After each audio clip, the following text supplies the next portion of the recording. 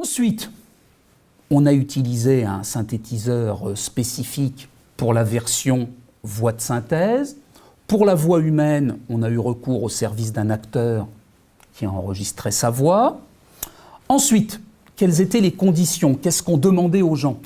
On demandait aux gens de se promener sur le site de la GMF de manière à avoir, je dirais, une vision assez précise de toutes les rubriques, de manière à comprendre à peu près de quoi est composé le site. Et on a mesuré qu'en moyenne, il fallait à peu près 4 minutes pour qu'un internaute lambda puisse faire le tour de l'intégralité des rubriques du site.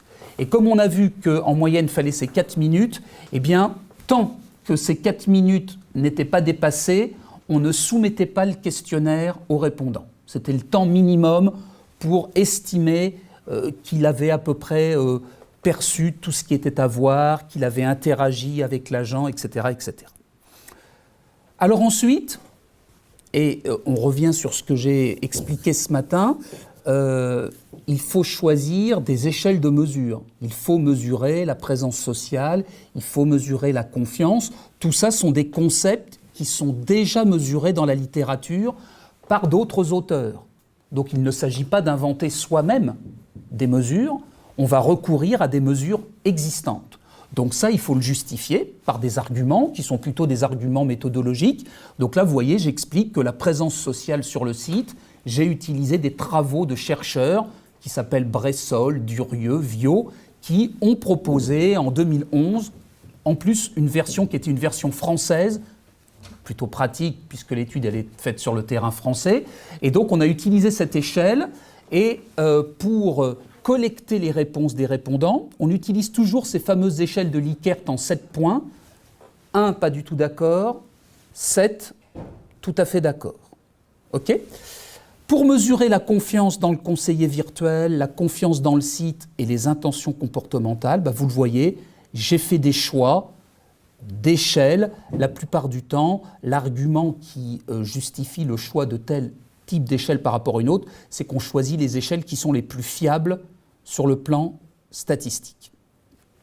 Et alors là, on a utilisé 2 types de traitements statistiques. D'abord des tests de comparaison de moyenne, comme on l'a vu dans la première recherche, et puis aussi quelque chose qu'on appelle la modélisation par équation structurelle. Donc ça, c'est un terme qui peut faire peur les non-quantitativistes. C'est une méthode statistique qui permet de tester toutes les hypothèses du modèle en même temps. Alors, on y va très lentement. On regarde le petit tableau qui apparaît en couleur. Vous voyez quand même comment il peut se lire assez facilement.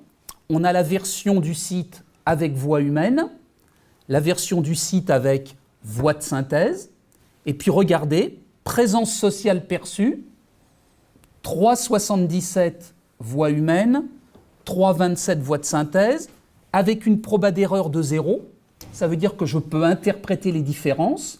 Et qu'est-ce que je peux dire ici? Eh bien, je peux dire qu'en présence d'un agent avec voix humaine, les internautes ont ressenti une présence sociale plus forte lors de leur navigation qu'en présence d'une voix de synthèse. Donc ça va dans le sens des travaux de la robotique qui nous disaient la voix humaine est perçue comme plus agréable, plus plaisante, plus proche des gens. Ça va dans ce sens-là. Confiance envers le site. Confiance envers le site, alors là par contre, si vous regardez la valeur de mon petit p, 0,402, là, ça veut dire qu'il y a 40% d'erreur. Donc, bien évidemment, cette hypothèse n'est pas vérifiée. Donc, c'est pour ça qu'elle apparaît en rouge sur mon dessin, c'est-à-dire que j'utilise une voix de synthèse ou une voix humaine, il n'y a pas de changement quant à la confiance ressentie vis-à-vis du site. Et puis enfin, une relation entre la voix et les intentions comportementales. Avec la voix humaine, vous voyez, j'ai des intentions comportementales. Alors les intentions comportementales, avez-vous l'intention de revenir, d'acheter sur ce site, de le recommander? J'avais 4,40 avec la voix humaine, 4,16 avec la voix de synthèse. Et là encore, c'est statistiquement significatif, c'est-à-dire que je peux prétendre que j'oriente plus positivement les intentions comportementales des internautes quand j'utilise une voix humaine. D'accord ? La marge d'erreur, c'est par rapport au résultat, mais ça donne la vision aussi sur la validité de l'écart. Bien sûr. Donc, le seuil qui est classiquement fixé est de 5%. Vous pourrez trouver des travaux où on monte des fois jusqu'à 10, mais en moyenne, on travaille plutôt sur du 5%.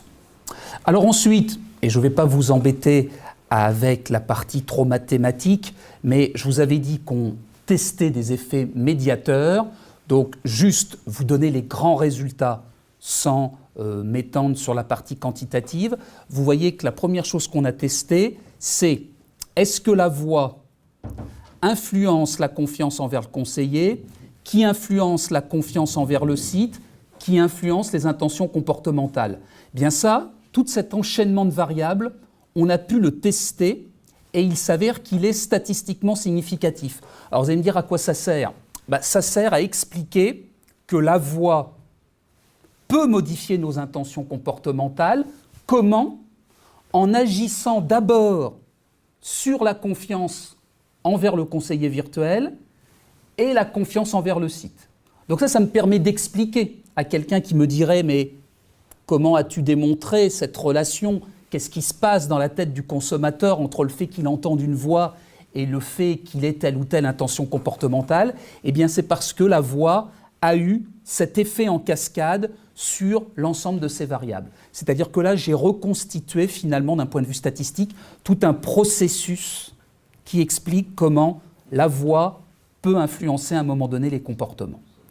Et de la même façon, c'est peut-être plus simple à comprendre avec le dessin de droite, j'ai aussi vérifié que lorsque l'on ressent plus de présence sociale sur un site, eh bien cela se traduit par une meilleure confiance envers le conseiller virtuel qui, à son tour, influence la confiance envers le site. Donc là encore, il y a tout un enchaînement de relations de cause à effet qu'on peut expliquer. Et donc, vous voyez, ça permet de rentrer dans le détail de qu'est-ce qui s'est passé entre le fait que A influence C. Et bien, pour que A influence C, il y a eu un passage par B qui est la confiance envers le conseiller virtuel. Bon, c'est un petit peu sophistiqué. Apport théorique, nous, le plus gros apport théorique qu'on a eu, c'est que ce type de travail n'avait jamais été fait en marketing. C'était plutôt, je vous l'ai dit, le domaine de la robotique, des systèmes d'information qui étaient concernés. Ça nous a surtout aussi permis de voir que systématiquement, dans tous nos résultats, il y a une supériorité de la voix humaine sur la voix de synthèse. C'est-à-dire qu'à la question qui serait est-ce que finalement tout ça ne sert pas à rien ? Est-ce qu'il y a vraiment intérêt à investir plus cher pour une voix humaine alors que la voix de synthèse c'est beaucoup moins cher ? Là, tous les résultats montrent quand même qu'à chaque fois qu'on a utilisé la voix humaine, toutes les variables qui ont été influencées l'ont été positivement et de manière plus importante qu'avec la voix de synthèse. Donc, je crée plus de confiance avec la voix humaine, je crée plus de présence sociale, je crée plus d'intentions comportementales positives. Donc, ça peut permettre de justifier un arbitrage financier envers des agents à voix humaine. Ensuite, et là c'est encore un petit peu de la théorie, l'intérêt du papier, ça a été de mettre en évidence ces effets médiateurs, simples ou multiples, c'est-à-dire vous avez vu tout ce qui se passait entre le moment où on entend une voix et le moment où on a notre comportement qui change. Il y a plein de variables intermédiaires qui sont impactées et on a pu le démontrer. Sur le plan managérial, ces résultats vont dans le sens de la nécessité d'investir dans des conseillers virtuels anthropomorphes dotés d'une voix humaine plutôt que d'une voix de synthèse. Même exercice, même mécanique, limite, voie de recherche. La limite, vous la comprenez, on n'a travaillé qu'avec la GMF, c'est donc un site particulier. Qu'est-ce qui se passerait sur un site culturel ? Qu'est-ce qui se passerait sur un site alimentaire ? Je n'en sais rien. Et si je voulais améliorer la validité externe de mon étude, eh bien, il faudrait que je réplique cette recherche sur autant de sites que je le souhaite.